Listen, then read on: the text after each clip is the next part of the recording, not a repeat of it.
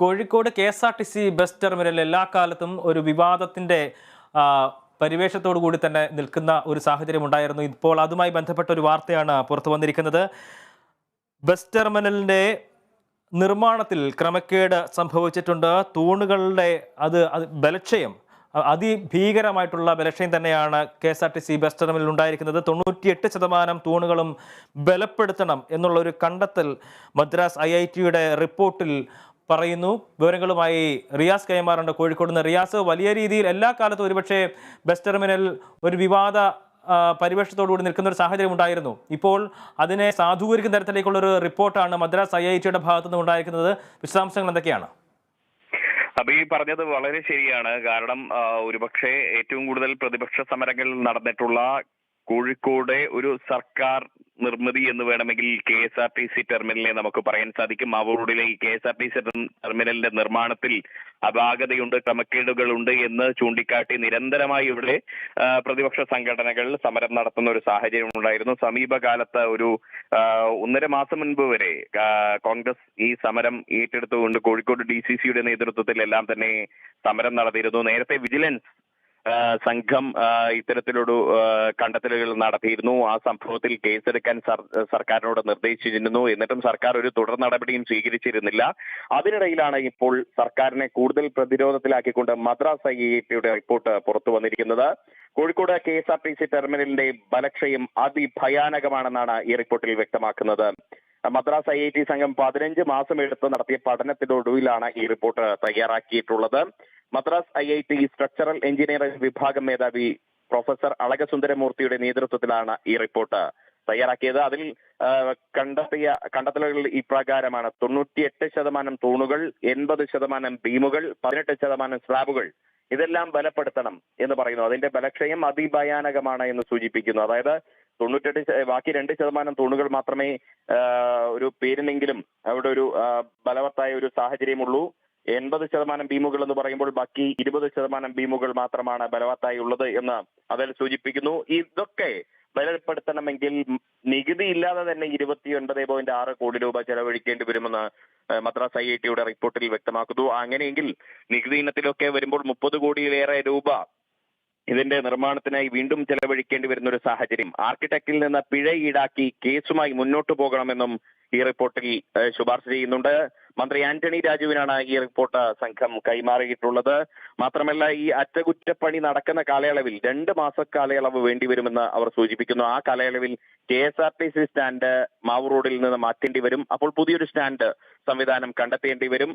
2015 75 കോടി രൂപ ചെലവഴിച്ചാണ് ഈ ടെർമിനൽ നിർമ്മാണം പൂർത്തീകരിച്ചത്. എന്നാൽ അറ്റകുറ്റപ്പണികൾ കഴിയുമ്പോൾ 110 കോടി രൂപയെങ്കിലും ആകെ ചെലവ് വേണ്ടിവരും എന്നാണ് കണ്ടെത്തിയത്. ഞാൻ നേരത്തെ സൂചിപ്പിച്ചതുപോലെ ഇത്തരത്തിലുള്ള സമാനമായ കണ്ടെത്തലുകൾ വിജിലൻസിന്റെ അന്വേഷണത്തിൽ കണ്ടെത്തിയിരുന്നു. അന്ന് വിജിലൻസ് കേസ് എടുക്കാൻ സർക്കാരിനോട് ശുപാർശ ചെയ്തിരുന്നെങ്കിലും ഈ ഒരു സംഭവത്തിൽ സർക്കാർ ഒരു തുടർ നടപടിയും കൈക്കൊണ്ടിട്ടില്ല എന്നുള്ളതും ശ്രദ്ധേയമാണ്. ഇപ്പോൾ സർക്കാരിനെ കൂടുതൽ പ്രതിരോധത്തിലാക്കിക്കൊണ്ട് മദ്രാസ് IIT പഠനം റിപ്പോർട്ട് കൂടി പുറത്തു വരുമ്പോൾ അത് ഏറെ ഗൗരവകരമായ ഒരു വിഷയമാണ്. വരും ദിവസങ്ങളിൽ ഒരുപക്ഷെ കോഴിക്കോട് നടക്കുന്ന സമരങ്ങളിൽ ഒന്ന് ഈ KSRTC ടെർമിനലിന്റെ ബലക്ഷയം സംബന്ധിച്ച വിഷയത്തിലുള്ളതാകും എന്നുകൂടി നമുക്ക് ഈ ഘട്ടത്തിൽ പറയാൻ സാധിക്കും. കാരണം അത്തരമൊരു വിഷയം ഒരുപക്ഷെ പ്രതിപക്ഷം ഏറ്റെടുക്കാനുള്ള സാധ്യതയും നമുക്ക് തള്ളിക്കളയാനാവില്ല.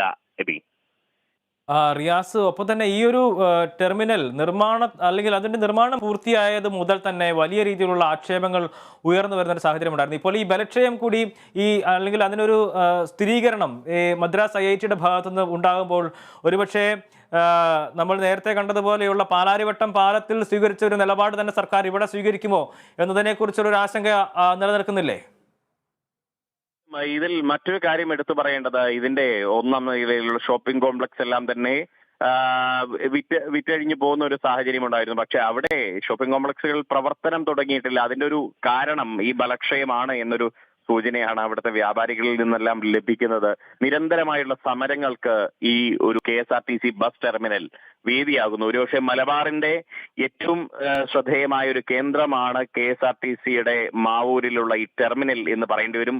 കോടികൾ ചെലവഴിച്ച് 75 കോടി രൂപയോളം ചെലവഴിച്ച് 2015 പൂർത്തീകരിച്ചു എന്ന് പറയുമ്പോൾ ഇപ്പോഴത്തെ വിപണി നിരക്ക് നോക്കുകയാണെങ്കിൽ ഒരുപക്ഷെ അതിന്റെ മൂല്യമേറെ വർദ്ധിക്കും എന്നുള്ളതും ഏറെ ശ്രദ്ധേയമാണ്. അന്ന് 75 കോടി രൂപ ചെലവഴിച്ച് എന്തിനാണ് ഇത്തരമൊരു ബലമില്ലാത്തൊരു ഒരു കൂടാരം പണിതു വെച്ചത് എന്നൊരു ആക്ഷേപം പ്രതിപക്ഷത്തിന്റെ ഭാഗത്തു നിന്ന് ഒപ്പം ജനങ്ങളുടെ ഭാഗത്തു നിന്നും എല്ലാം ഉയരുന്നുണ്ട്. നേരത്തെ വിജിലൻസിൽ നിന്നും ഇത്തരത്തിലുള്ള കണ്ടെത്തലുകൾ ഉണ്ടായിട്ടും എന്തുകൊണ്ട് സർക്കാർ ഇത് സംബന്ധിച്ച് കേസെടുത്തില്ല എന്ന ചോദ്യം ജനങ്ങളിൽ നിന്നും ഉയരുന്നു. ഒരുപക്ഷെ ഇന്ന് ഉച്ചയ്ക്ക് 12 മണിക്ക് Kozhikode DCC president K Praveenkumar വാർത്താ സമ്മേളനം വിളിച്ചിട്ടുണ്ട്. അതിൽ KSRTC ടെർമിനലിനെ കുറിച്ചുള്ള പരാമർശം ഉണ്ടാകാനുള്ള സാധ്യത നമുക്ക് ഈ ഘട്ടത്തിൽ തള്ളിക്കളയാനാവില്ല.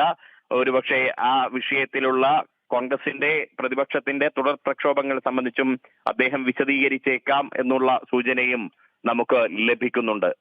കാണിക്കുന്ന പ്രധാനപ്പെട്ട ഒരു കാര്യം എന്ന് പറയുന്നത് ഇതിന്റെ നഷ്ടപരിഹാര തുക അത് കോൺട്രാക്ടറിൽ നിന്നും ഈടാക്കണമെന്നുള്ള ഒരു നിർദ്ദേശം ഈ റിപ്പോർട്ടിൽ കാണുന്നുണ്ടല്ലോ. അത് ഏതെങ്കിലും തരത്തിൽ സാധ്യമാകുന്ന കാര്യമാണോ?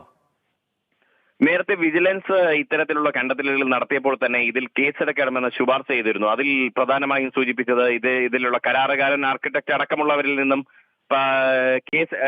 അവർക്കെതിരെ കേസെടുക്കണമെന്നുള്ളതാണ്. ഇപ്പോൾ മദ്രാസ് IIT പഠന റിപ്പോർട്ടിൽ പറയുന്ന കാര്യം 29.6 കോടി രൂപ നികുതി ഇല്ലാതെ ഇനി അറ്റകുറ്റപ്പണിക്ക് വേണ്ടി വരുമെന്നുള്ളതാണ്. അതായത് നികുതി ഇനത്തിലൊക്കെ വരുമ്പോൾ അത് 30 കോടിയിലേറെ രൂപ കടന്നു പോകും എന്നുള്ളത് നമുക്ക് വ്യക്തമാണ്. ആ തുക ആർക്കിടെക്റ്റിൽ നിന്നും പിഴയായി ഈടാക്കണമെന്നാണ് മദ്രാസ് IIT പഠന റിപ്പോർട്ടിൽ വ്യക്തമാക്കുന്നത്.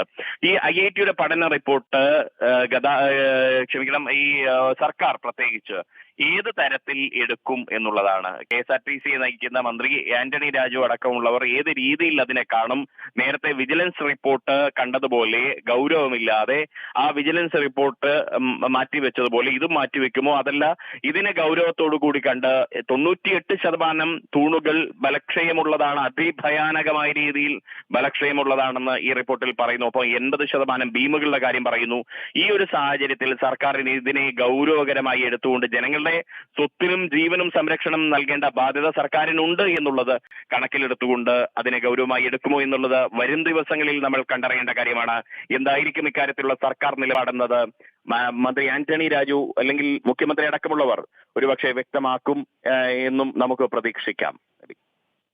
തീർച്ചയായും കോഴിക്കോട് KSRTC ബസ് ടെർമിനലിന്റെ ബലക്ഷയം സംബന്ധിച്ചുള്ള വാർത്ത തന്നെയാണ് ഇപ്പോൾ ഏറ്റവും പ്രധാനമായും പുറത്തു വരുന്നത്.